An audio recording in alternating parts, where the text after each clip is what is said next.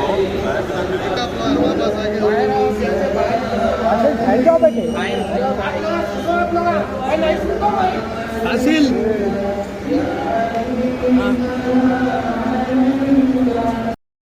वालेकुम। आज 11 रबीउल अव्वल को जो हज़रात यूसुफ़ैन में मौरूसी तौर पर आसार ज़ियारत मुबारक होती है, आज वो अंजाम देने के लिए हम तशरीफ़ लाए थे। अल्हम्दुलिल्लाह हाई कोर्ट ऑफ तेलंगाना ने रिट पिटीशन नंबर 16072 के तहत ये कहा था, हाई कोर्ट ने अपनी रिट पिटीशन के ऑर्डर 16072 में ये ऑर्डर दिया था कि सैयद हसन शब्बीर हुसैनी जो पेटिशनर है, उनके जो राइट्स हैं एज अ पर्सनल बेनिफिशरी के तौर पर, सज्जाद नशीन के तौर पर, वो प्रोटेक्टेड हैं और वक्फ बोर्ड को इख्तियार नहीं है कि उसमें मदाखलत करें। पर आज हमने ये देखा कि यहाँ पर वक्फ बोर्ड के जो एक इंस्पेक्टर साहब हैं, अब्दुल खादर साहब, वो हमारे आने से पहले तो ये यहाँ पर एक जुलूस निकालने की कोशिश की कि ACP साहब ने उनको परमिशन दिया है, और ACP साहब से जब बात हुई तो ACP साहब ने उनको क्लैरिफाई किया कि हमारा नाम ना लें। तो फिर बाद उन्होंने वक्फ बोर्ड के इंस्पेक्टर जो हैं अब्दुल खादर, मैं ये साफ़ अल्फाज में कहता हूँ, वो दूसरी जमात से ताल्लुक़ रखते हैं, उनका अहले सुन्नतुल जमात से कुछ लेना देना नहीं है। उन्होंने यहाँ पर दरगाह आसर मुबारक की जो रस्म है हर साल जो 11 के दिन मगरिब के बाद होती थी, उसको आसर मुबारक को लॉक डालकर वो चले गए। तो वो जो बिल्कुल नाकाबिल कबूल है, ये कंटेम्प्ट ऑफ द कोर्ट है, हाई कोर्ट के फ़ैसले की खिलाफ वर्जी है। उसके बाद सलाम पेश किया गया, उसके बाद फ़ायदा चादर गुल पेश करके हमने रस्म को ख़त्म कर दिया। सब ये सुफियान बाबा जो थे, उनको वक्फ बोर्ड ने जो है मुतल्लिशिप दिया था जी, उनकी आज जो मुतल्लिशिप कैंसिल हुई बोल के ऐसा इन्फॉर्मेशन है, क्या तक सही है साहब? नहीं साहब, वो जो एक्चुअली क्या है, वक्फ बोर्ड का जो डायरेक्ट मैनेजमेंट का प्रोसीजर है, वहाँ से ही लेकर वो ये हम कानून की खिलाफ वर्जी है कि कोई आदमी के मौजूद होते हुए सेक्शन 65 में आप डायरेक्ट मैनेजमेंट नहीं ले सकते। उसके कुछ शरायत है, ख़वानीन है। ऑफिशियल ले लिए थे क्या? कौन सा? नहीं, ऑफिशियली उनको वक्फ बोर्ड ने बनाया था, पर उनके जो मैं समझता हूँ उनकी जो प्रोसीडिंग्स हैं वो हुकूमत के सामने हमने चैलेंज की थी, तो हुकूमत ने ये गौर किया कि अभी कुछ प्रोसीडिंग में लाकुना है, जिस वजह से उसको हुकूमत ने कैप्टन अवेंस किया है। मगर मैं क्लियर अंदाज में कहता हूँ, वक्फ बोर्ड अपने पावर्स का ओवर मिसयूज़ कर रहा है। वक्फ बोर्ड का इख्तियार नहीं है कि मजहबी रसूमात में मदाखलत करे। मैं एक छोटी मिसाल देता हूँ, अगर कोई मस्जिद कमेटी या कोई ख़बरस्तान कमेटी में अगर किसी की मियाद ख़त्म होती है, क्या चेयरमैन साहब फ़ौरन वहाँ जाते हैं कि अगली नमाज मैं पढ़ाऊँगा? क्या CO साहब वहाँ जाते हैं कि अगली नमाज मैं पढ़ाऊँगा, तुम्हारी मियाद ख़त्म हो गई? नहीं। दरगाह यूसुफ़ैन को जानबूझकर एक टारगेट किया जा रहा है।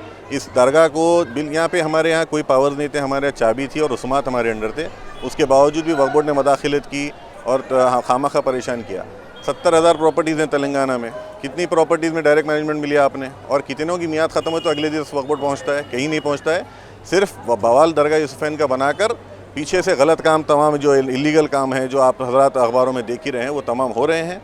मैं फिर एक बार तेलंगाना वक्फ बोर्ड से और तेलंगाना के हुक्मरान जनाब KCR साहब, हुक्मरान जमात के वज़ीर आला जनाब KCR साहब से क्लियर है, ये फ़ाइल आप मंगाएं और स्टडी कीजिए किस तरह दरगाह के मामलात में वक्फ बोर्ड मदाखलत करते हुए, हाई कोर्ट के क्लियर डायरेक्शन रहने के बाद कि वक्फ बोर्ड मदाखलत ना करे, रेस्पोंडेंट्स मदाखलत ना करें, उसके बावजूद भी ये मदाखलत कर रहे हैं, जो नाकाबिल कबूल है।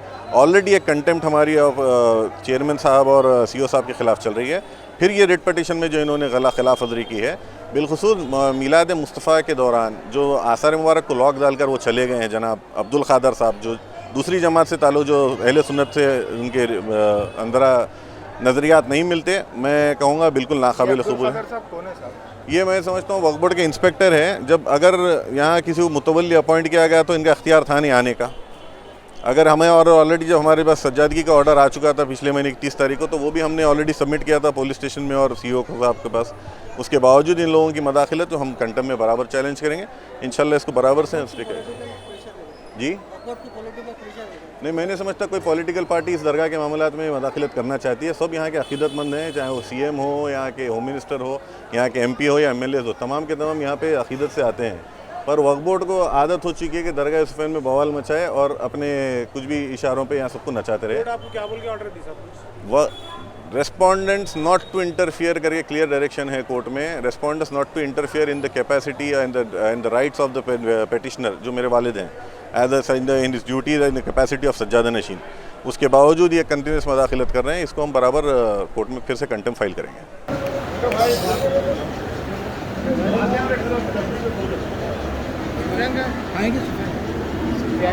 चलेंगे बाहर चलेंगे गेट के बाहर निकलो गेट के बाहर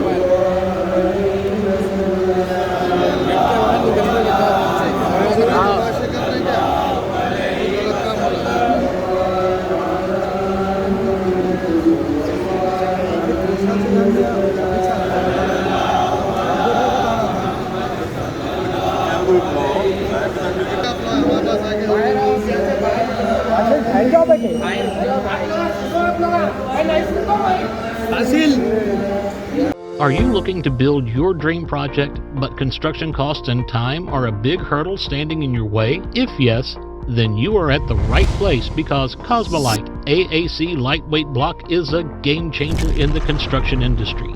Our innovative technologies and highly experienced team can help your dreams come true.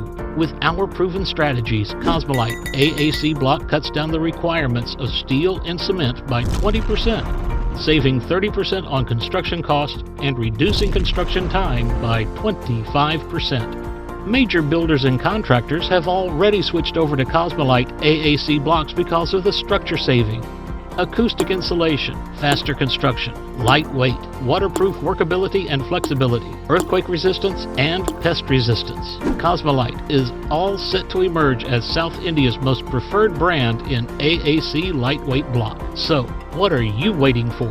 Let's build with Cosmolite and stay happy because we don't only build structures, we build happiness. Cosmolite, light up your life.